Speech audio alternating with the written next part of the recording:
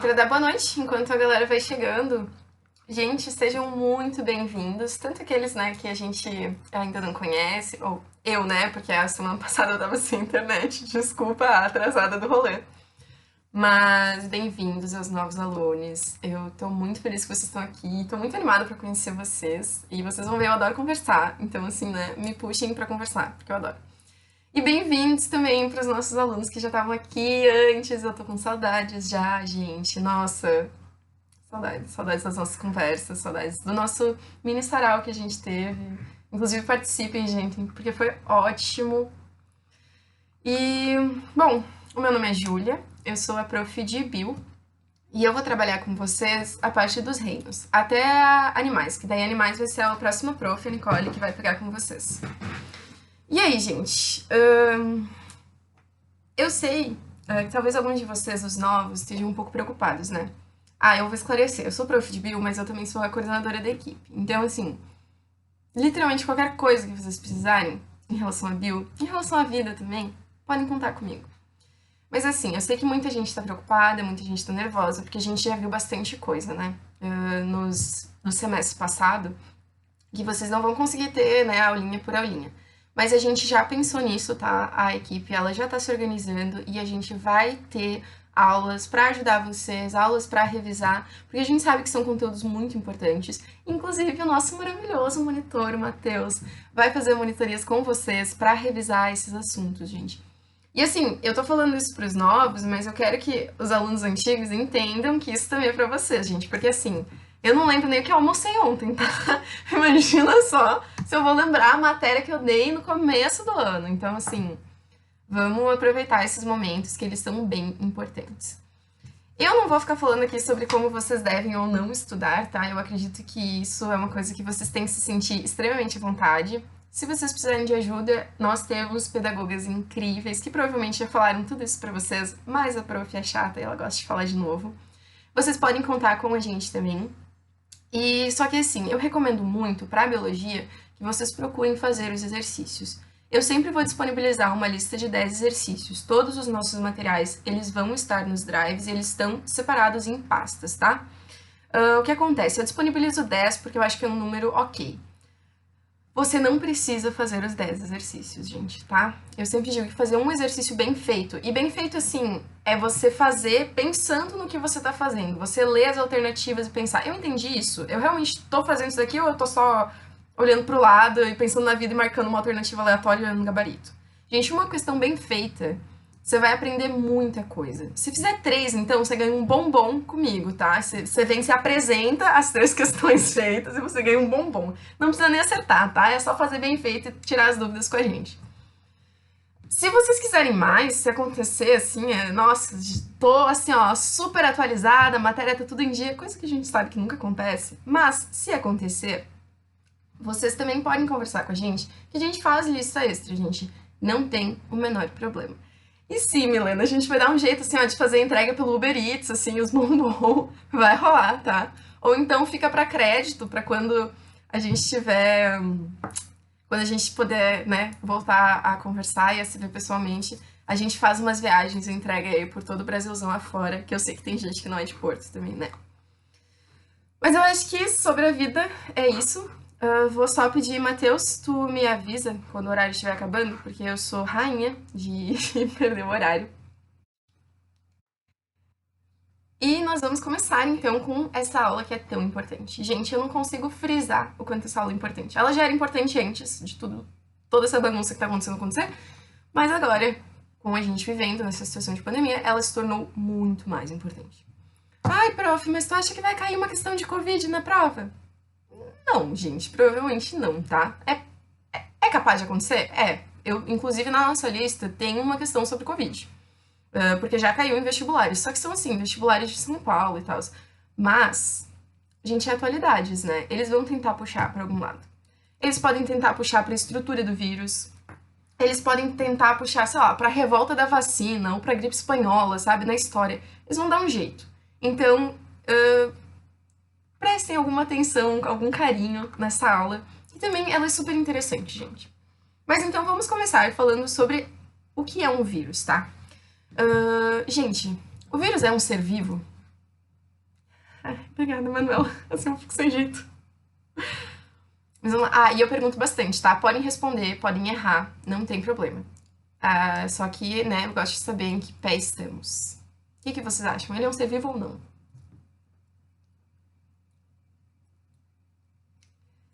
Muito bem, gente. Eu adoro uma polêmica. E é por isso que eu gosto muito dos vírus, porque tudo ao redor deles é meio que uma polêmica.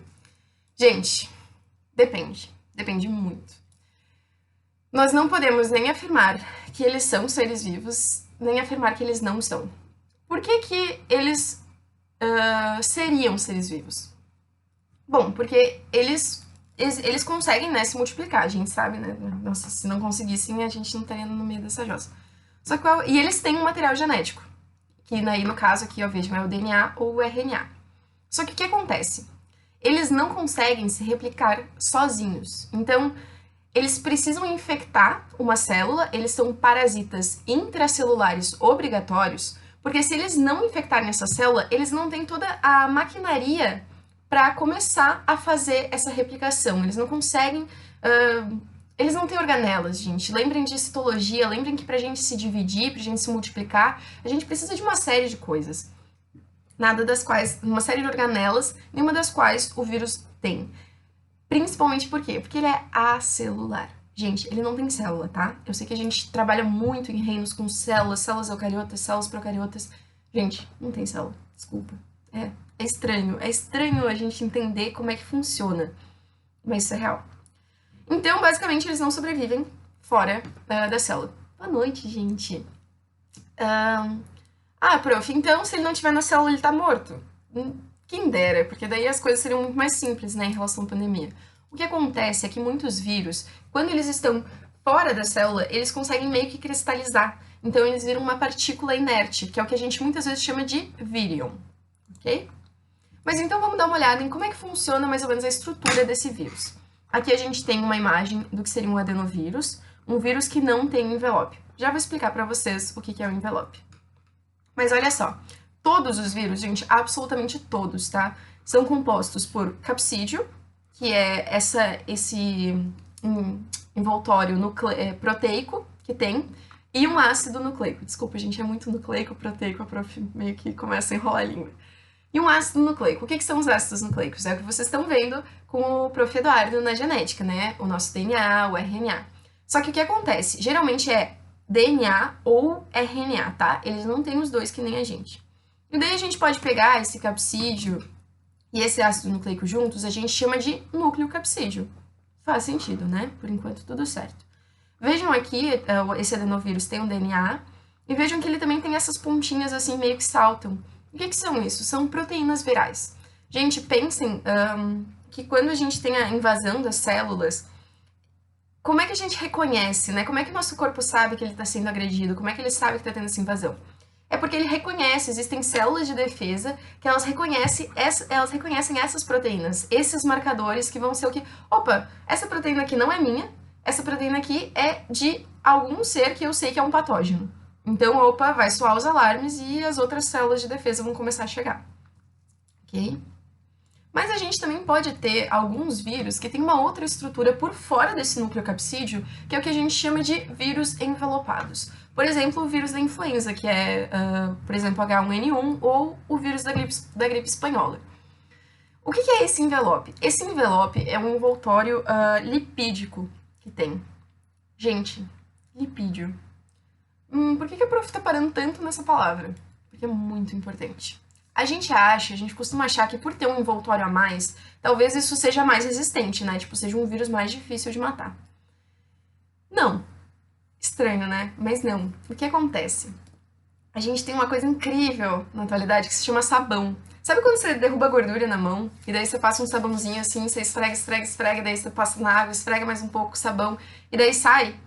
Pois é, o vírus, mais ou menos a mesma coisa. Se a gente tiver o vírus na nossa mão, a gente tem, né, milhares, provavelmente nesse instante eu tenho vários.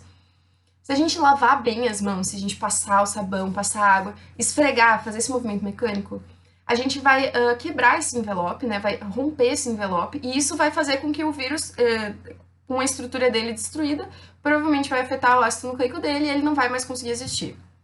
Por que eu tô falando isso? Porque o vírus, o SARS-CoV-2, é um vírus envelopado. E é por isso, gente, que a gente insiste tanto na importância de lavar as mãos. Gente, sabão e água é melhor do que álcool. Óbvio que álcool é importante, a gente precisa sempre carregar álcool com a gente, porque a gente não consegue andar com sabonete e água por tudo quanto é lado para lavar as mãos. Mas lavem as mãos. É por isso que funciona. Não é assim, fake news, não é alguém inventou isso, ou sei lá, minha mãe quer que eu lave as mãos antes de comer, daí ela inventou isso, tá ligado? Não, gente, é química, é química. Conversem com os professores de química se vocês quiserem, mas dá certo, tá? E daí o que acontece? Esses seres vivos ou não vivos, vamos chamar eles de zumbis, né? Vamos deixar os nossos zumbis da biologia, eles podem se replicar dentro da célula, né? Usando a maquinaria da célula. Mas como isso funciona? Bom, para explicar isso, a gente pega o exemplo dos bacteriófagos. O bacteriófago, na verdade, todo vírus que a gente chama de fago, é um vírus que vai infectar vegetais. Então, notem, os vírus, eles não afetam apenas os seres vivos. Eles não afetam apenas os seres humanos, tá? Existem vírus que afetam plantas, como é o caso desse daqui. Existem micófagos também, que afetam os fungos. Enfim, o bacteriófago, ele é bem bonitinho, eu gosto bastante de desenhar ele, mas é o mesmo esquema, gente, tá? Ele parece estranho, mas aqui tá o núcleo capsídeo dele, e aqui ele tem umas estruturas proteicas também, a cauda dele, que ele usa para injetar o seu material nucleico. Mas vamos olhar. Bom, primeiro ele chega na célula, ele vai injetar o seu DNA, vejam que ele não entra, tá? Por quê? Porque se ele entrasse, aquelas proteínas provavelmente iam ativar alguma coisa, né? Pensem que a nossa célula, esse mosaico fluido, não é tudo que consegue passar ali por dentro. Não é assim, entra o que der e o que vier e bora lá. Não, existe uma permeabilidade seletiva da nossa parede, das nossas membranas celulares. Então ele consegue injetar ali o seu DNA ou o seu RNA. E daí, quando esse DNA é injetado, ele vai se unir às organelas que vão fazer a replicação desse material genético, tá? Então vejam aqui, ó. Ele começa a replicar. Ele pode, inclusive, em um outro ciclo que a gente vai ver logo mais, se juntar ao DNA da própria célula, para induzir a que a célula faça essa replicação. Vejam aqui, só que aqui ele tá replicando tanto, tá construindo tanto, vejam que ele não é apenas o material genético, tá? Ele também, as proteínas que formam os nucleocapsídeos vão estar ali. E ele vai montar vários, até que chega um ponto em que a célula vai ter que se autodestruir. Aí é o que a gente chama de lise. E esses novos bacteriófagos vão ir para outras células, vão infectar novamente. É um ciclo vicioso. Esse é o nosso famoso ciclo lítico. Gente, lítico é uma palavra mais curta. Então pensem que esse é o ciclo mais curto, é o ciclo que tem menos passos. Vocês já vão entender por quê. Porque o nosso outro ciclo é o ciclo lisogênico. Gente, no ciclo lisogênico, basicamente acontece a mesma coisa, tá? Ele vai injetar ali o seu material genético, o fago vai participar ali, o DNA do fago vai entrar na célula, vai começar a se replicar, só que o que acontece? Antes de se replicar direto, antes de fazer toda aquela gandaia lá que aconteceu no slide anterior, ele vai se combinar ao cromossomo bacteriano. Enquanto ele estiver ali combinado, enquanto ele estiver ali de boas, nada vai acontecer. Opa, nada? Não. Esse DNA, quando a célula for se dividir, vai ser passado para as células filhas. Então pensem que é um jeito muito prático de invadir uma cacetada de células sem nem precisar, né, de vários fagos para fazer isso. E daí, ok, né, por enquanto essa célula não morreu, ela está infectada, mas ela não morre. Mas em algum momento, pode ser que aconteça de um ciclo lisogênico se tornar um ciclo lítico. E daí ele vai replicar, formar vários novos, estourar a célula. Vocês conseguiram entender? Eu não sei se eu me enrolei um pouquinho aqui. Alguma dúvida por enquanto?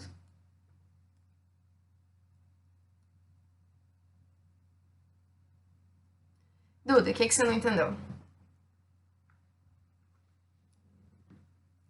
Qualquer coisa também, gente, me chamem, tá? Depois que a gente vai conversando. Mas isso daqui do ciclo, a replicação, então esse momento aqui em que eles formam o DNA ou o RNA vai se replicar, né? Isso vai ser exatamente a mesma forma que o nosso DNA, por exemplo, ele vai se replicar. Sabe que quando a gente vai dividir, né, quando as nossas células vão fazer mitose, a gente precisa duplicar o nosso material genético. Para isso a gente vai envolver geralmente ribossomos, por exemplo, que vão fazer essa produção É o mesmo sistema, Duda. Até o Eduardo pode te explicar melhor, talvez. Não entendi a diferença de um pro outro. Então, é que veja que o lítico ele necessariamente acaba com a morte da célula. O lisogênico ele pode se estender. Ele não precisa necessariamente destruir a célula. Ele não. Ele junta o DNA dele no DNA da célula. Aqui, ele só usa a maquinaria da célula. Ele não vai fusionar o seu DNA no DNA da célula. Melhorou? E o lisogênico pode se tornar o lítico. A gente vai falar sobre HIV, não te preocupa. Tá, gente? Vamos seguir. Mas qualquer dúvida que tiver ficado ainda, nos chame. Agora a gente vai falar sobre algumas viroses. Gente, eu coloquei vários slides porque tem muitas viroses. Eu duvido que dê tempo de a gente ficar parando pra ver cada uma delas, tá? Então, assim, eu vou falar por cima, vocês podem olhar, vocês vão ter os slides, já estão lá no Drive, olhem os slides, vejam quais são essas doenças, quais são os agentes causadores, isso é bem importante, gente. Mas vamos começar pelo mais simples, né, que é a gripe. Sim, gente, a gripe é um vírus. Eu sei que às vezes é muito irritante quando a gente chega no médico, eles só nem nos olham, eles dizem, você tá com uma virose. Porque geralmente é, gente, 70% dos casos, assim, a pessoa realmente só tá com uma virose. Qual é o nosso agente etiológico? Prof, o que é agente etiológico? Agente etiológico é o nosso agente causador, é quem vai causar a doença. No caso da gripe, é o vírus influenza, olha só ele aqui. Os sintomas da gripe, acho que todo mundo já conhece, né? Aquela clássica coriza, tosse, mal-estar, fraqueza, espirros. Vejam que não é nada muito específico. A maioria das viroses vão ter esses sintomas também. E a transmissão, ela acontece por meio de gotículas de saliva. Então, se a gente estivesse conversando cara a cara e eu estivesse gripada, só nesse simples ato de falar, eu já poderia estar infectando vocês. Porque, né, saliva, microscópio, todo mundo já toma um banho de saliva do professor. A galera que senta na frente sabe como é que é, né? Então, acontece, gente, se alguém espirrar, ou então se espirrar e botar depois a mão na maçaneta. Milena, a diferença de gripe para resfriado, perfeita. A gripe, ela acontece, ela é essa doença, né? Ela vai ter uma temperatura, uma febre alta, e tem alguma coisa que a gente pode fazer em relação a ela, né? Ela precisa ser tratada, a sintomatologia precisa ser tratada porque ela é bem pesada. Ela é bem mais pesada do que o resfriado. O resfriado, ele é uma coisa bastante corriqueira, assim. Você vai sentir uma dorzinha de cabeça, você vai sofrer um pouquinho. Geralmente, o agente etiológico é diferente. Mas o que acontece? A gripe, ela tem uma vacina. Sim, gente, tem vacina. Todo ano tem uma vacina nova. Por quê? Porque o vírus, ele é extremamente mutagênico, tá? Então, o DNA ou o RNA dele, ele pode mudar muito. E daí o que acontece? Só que essa vacinação, ela geralmente é destinada para os grupos que são vulneráveis. Então, pessoas com 60 anos ou mais, pessoas com doenças crônicas, pessoas imunocomprometidas, ou profissionais da saúde e até mesmo profissionais da educação, porque a gente acaba convivendo com muita gente. Gente, hepatite. Milena, faz certo. Acho que se a gente puder tomar, a gente deve. É tipo assim, gente, vacina não faz mal, entendeu? Aquela coisa de anti-vaxxer não é real, não existe. É uma imunidade, é uma precaução que você tem. O que acontece? A nossa hepatite também é viral. Temos 3 vírus. O vírus da hepatite A, o vírus da hepatite B e o vírus da hepatite C. A hepatite A, ela geralmente é transmitida por ingestão de água e alimentos contaminados, que é o que a gente chama de uma via fecal-oral. Porque o que acontece?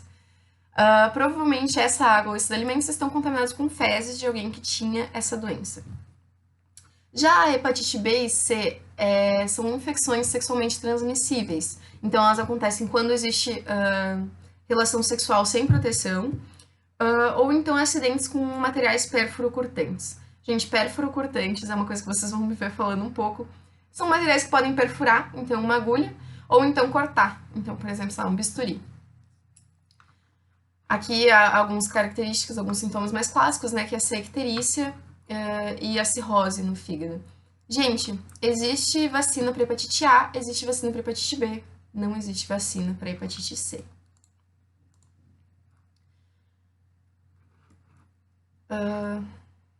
Herpes, esse daqui é um, né, que todo mundo já teve, se não teve ainda vai ter, assim, é clássico, né, a população, todo mundo tem.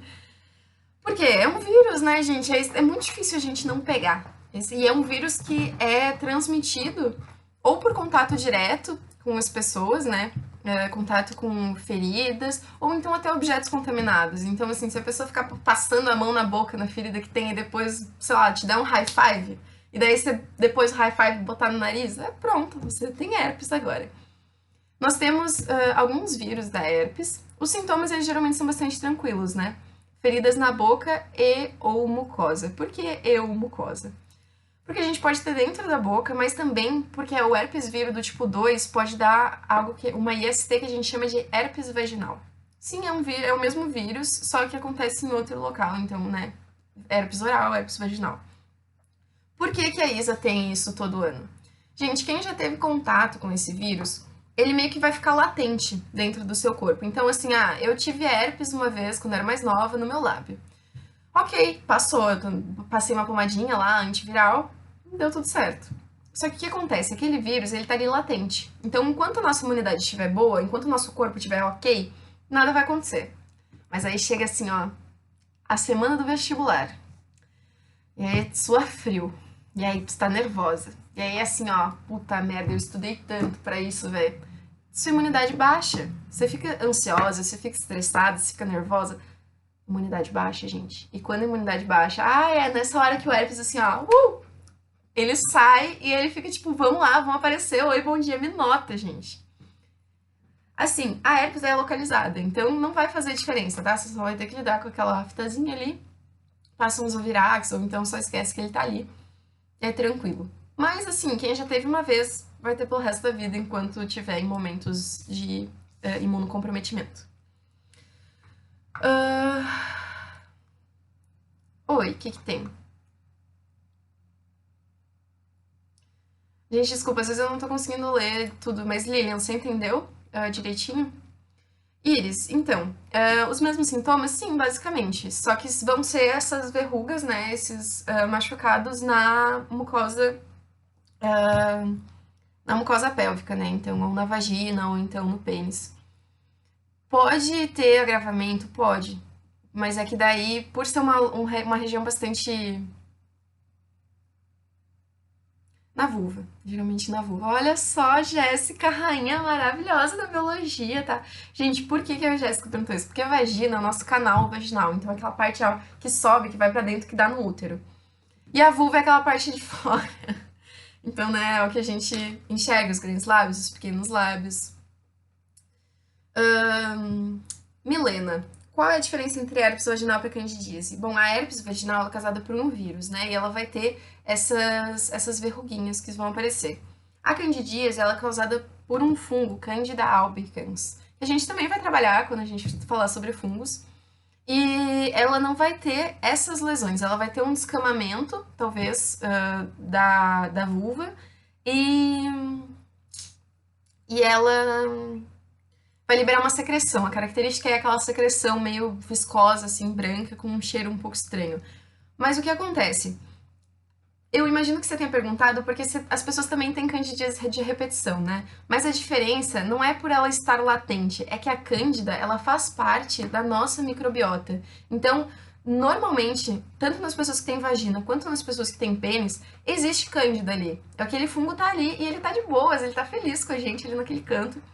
Só que se a gente estiver muito estressado, se acontecer alguma coisa, ou então, assim, gente, não façam aquelas bobagens de ficar enfiando treco com sabor em cima né, na vagina. Eu já vi bombinha de glitter pra botar na vagina. Gente, não façam isso. É só pedir pra destruir o teu pH vaginal, tá? E daí, se destruir o pH vaginal, pronto, lá vem a candidíase. Se tomar antibiótico também, acontece porque desregula a tua microbiota. Nós temos muitos micro-organismos nos nossos corpos e eles agem todos juntos e dá muito certo. Mas quando desregula um, desregula outro e deu. Sim. Tá. Eu não vou nem entrar no sabonete íntimo porque daí a gente tem altos papos, mas a gente conversa no privado, Jéssica. Mas então, outra doença muito importante é a varíola, gente. Por que eu tô dando destaque pra varíola? Porque a varíola foi uma das primeiras vacinas do mundo. Gente, nós não vamos conseguir terminar nossa aula de vírus hoje, mas já fica aí o gostinho de semana que vem que a gente vai conversar sobre o que é uma vacina, por que que eu definitivamente devo tomar a vacina quando eu puder tomar essa vacina e como ela funciona, né? Qual a diferença de vacina para soro, qual a diferença de soro para plasma. Vamos falar sobre tudo isso. Mas então tá, varíola, temos aqui o nosso agente, né, que é um vírus estranho variolae. Os sintomas mais característicos são aquelas manchas avermelhadas pelo corpo e a transmissão, notem novamente, por essas gotículas respiratórias no ar, então qualquer saliva, enfim. Ô, Jéssica, que é isso, menina? Nossa, deixa eu te expulsar aqui da sala. Eu, antivacina, bicha, cadê minha carteirinha mostrando a minha Pfizer aqui com muito orgulho? Mas então, gente, outra doença muito importante é a polio. A poliomielite, ela muitas vezes é referida como paralisia infantil. Só que ela também pode dar em adultos, tá? Cuidem essa pegadinha. O nosso agente etiológico é o poliovírus e um dos sintomas mais característicos é o déficit motor ou a paralisia que pode acontecer se a doença se agravar, né? Porque ela vai para o sistema nervoso. Só que, gente, maravilha, nós temos a vacinação e a vacinação é quando você é nenê, você nem sente porque é uma gotinha. O rei Zé Gotinha, gente, eu amo Zé Gotinha, sou apaixonada. Eu assim, ó, sofri muito com o que fizeram com a imagem do Zé Gotinha nos últimos anos. Mas ele é perfeito, amei o Zé Gotinha. Ai, sim.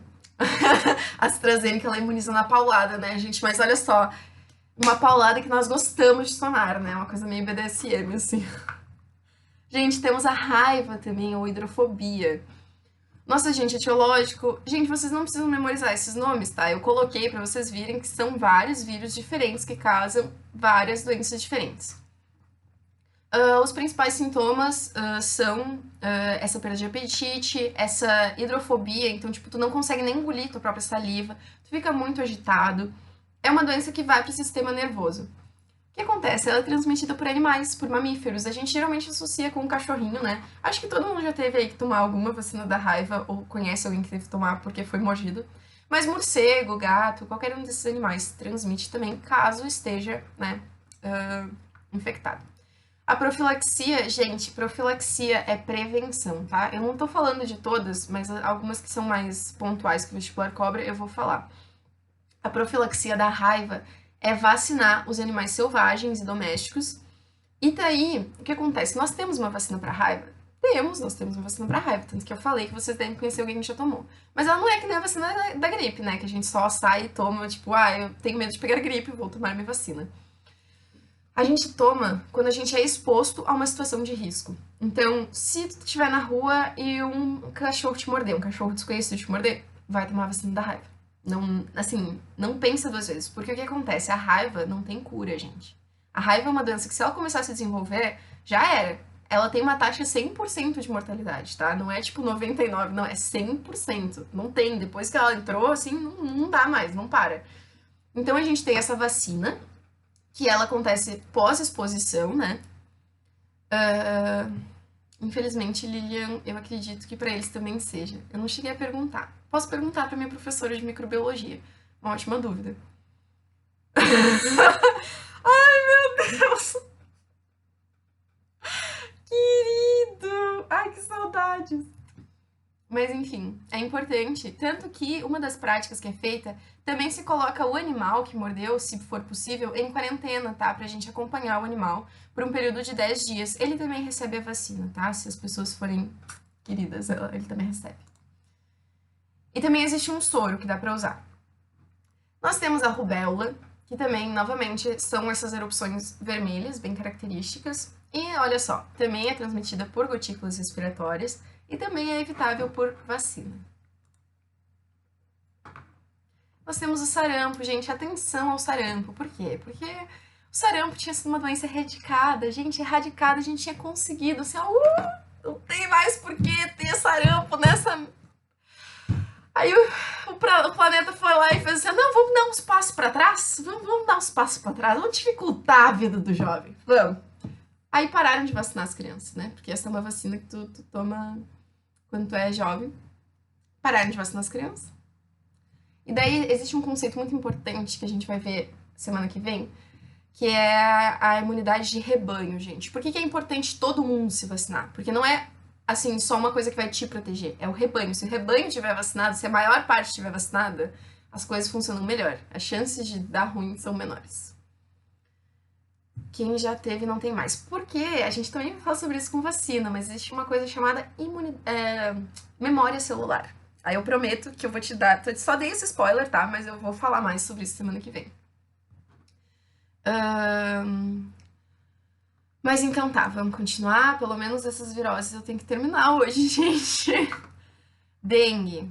Gente, entramos nos nossos arbovírus. Arbovírus, prof, o que é isso? São vírus que são transmitidos por artrópodes. E daí aqui a gente traz um outro conceito. Além de agente etiológico, um conceito muito importante quando a gente está falando de doenças é o conceito de vetor. Gente, quem causa doença, quem causa os sintomas, quem estraga teu corpo por dentro é o agente etiológico. Vejam, ele é agente, ele é ativo. Quem vai transmitir esse agente é o vetor.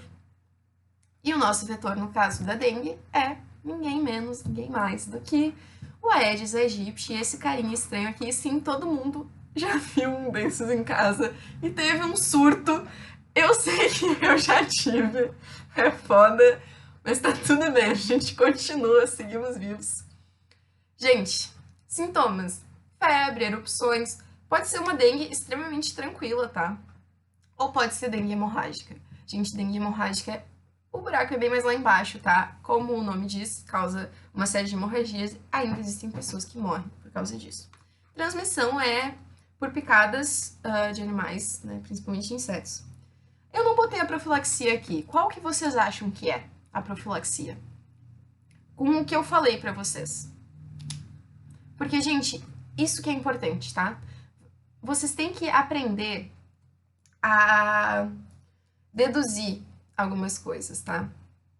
Júnior, saneamento básico. Sim, saneamento básico é uma ótima. Principalmente quando a gente fala daqueles agentes de saúde que vão na nossa casa de tempos em tempos, né? E eles perguntam, você tem água parada em casa? Você já virou essas porcaria desses balde que tu deixa parado no pátio há 30 anos, que estão acumulando água aí e fica ali acumulando água parada? Exato, gente. Se a gente tem um vetor, a profilaxia é evitar o vetor. Independente de qual seja a doença, tá? Profilaxia sempre vai passar por evitar o vetor. No nosso caso, a gente pode tanto evitar a propagação do mosquito por meio dessas ações de saneamento básico, né? A gente também pode, existem pesquisas incríveis, gente. O ser humano, né? Criou uma versão do Aedes aegypti que é um macho que é estéril. O que acontece? Quem transmite a doença, quem é o vetor efetivamente, é a fêmea. Porque é a fêmea que é hematófaga. Hemato, lembra, vem de sangue, fago vem de alimentação, então ela se alimenta de sangue. É ela que nos pica, para resumir a história, é ela que, né, estraga a nossa vida, porque nas glândulas salivares dela, que a gente chama de probóscites, ela tem o vírus ali. Tá, 5 minutos. Obrigada, Matheus. Eu vou conseguir. Mas o que acontece? Então, por que a gente criou um macho estéril? Porque se a fêmea não conseguir se reproduzir e não conseguir deixar descendentes, é muito provável que aquela espécie, né, acabe. Ou pelo menos limite muito, muito, muito a população, porque é uma população absurda, gente. Artrópode se multiplica de um jeito, assim, inseto é o que a gente mais tem nesse planeta, e não precisa nem, assim, né, de, tipo, uma evidência científica. A gente pode ver na rua a quantidade de inseto que tem, desesperador. 5 minutos a gente consegue. Eu preciso falar pra vocês também da chikungunya. Gente, por que falar de chikungunya? Porque olha ele de novo ali, né? Gostoso, maravilhoso, essa fêmea chata do Aedes aegypti. Nós temos uma série de doenças que o Aedes aegypti passa adiante, né? O chikungunya é uma deles. Vocês também devem ter visto muita coisa sobre isso. Notem aqui de novo, profilaxia passa por isso, né? Gente, medidas um pouco menos extremas, como por exemplo o mosquiteiro, também ajuda. Gente, em lugares que são endêmicos, né? Por exemplo, na Amazônia, que tem muito inseto, mosquiteiro na cama. Pronto, sua vida está muito melhor. Vamos lá. Zika, outra doença causada por... nossa, prof, você quase falou uma grande bobagem. outra doença causada pelo Aedes aegypti. Pronto, a professora acabou de ganhar um tapa, né, ao vivo, porque não, gente, não confundam. Isso daqui foi pra vocês, ó. Não confundam vetor com agente etiológico, tá? Um minuto. Me avisa quando for I10. Uhum. Então, aqui nós temos nosso Zika vírus. Por que ele foi tão falado, né? Na pessoa adulta, ele geralmente não causa tantos problemas. Mas, se mulheres grávidas entrarem em contato com o Zika vírus nos primeiros trimestres da gravidez, principalmente, pode causar microcefalia nas crianças. O que é microcefalia, gente? Micro é de pequeno, de menor. Cefalia vem de, né, céfalo, nosso cérebro, nossa cabeça. Então, existe um problema de desenvolvimento do encéfalo do neném. Vejam que há vacina.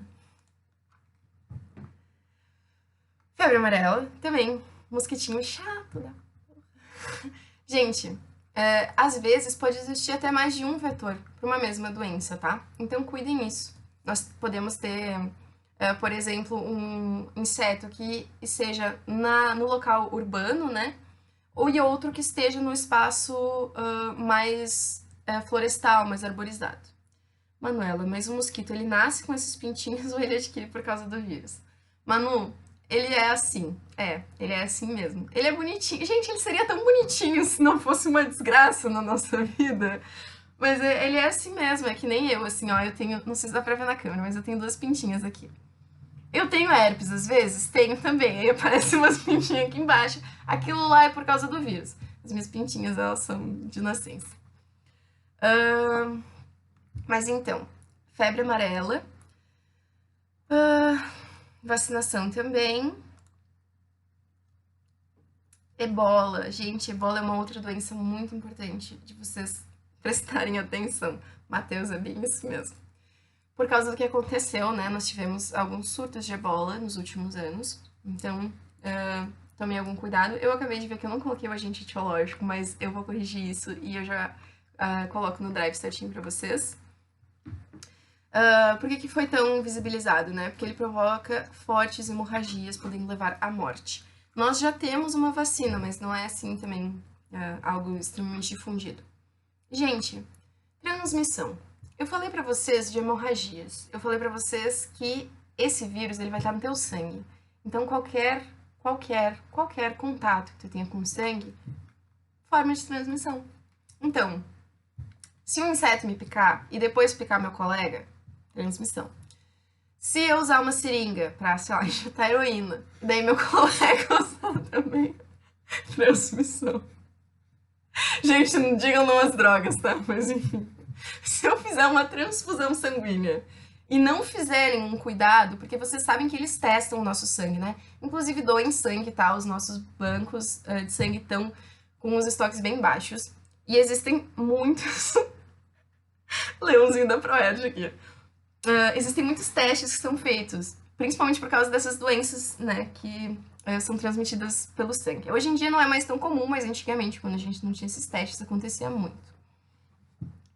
E talvez não tanto de sangue, mas geralmente quando tem no sangue, também tem na nossa mucosa. Então essa questão do sexo sem proteção é bem complicado.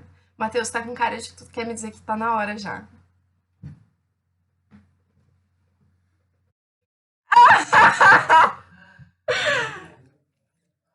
Gente, amei. Tá, olha só, vou liberar vocês, que eu sei que vocês têm aula agora. Foi um prazer estar com todos vocês aqui hoje. Eu tô muito feliz, muito animada pra gente conversar mais. Se cuidem, boa noite, boas aulas. E qualquer coisa, mandem mensagem. Vocês têm meu WhatsApp, tá?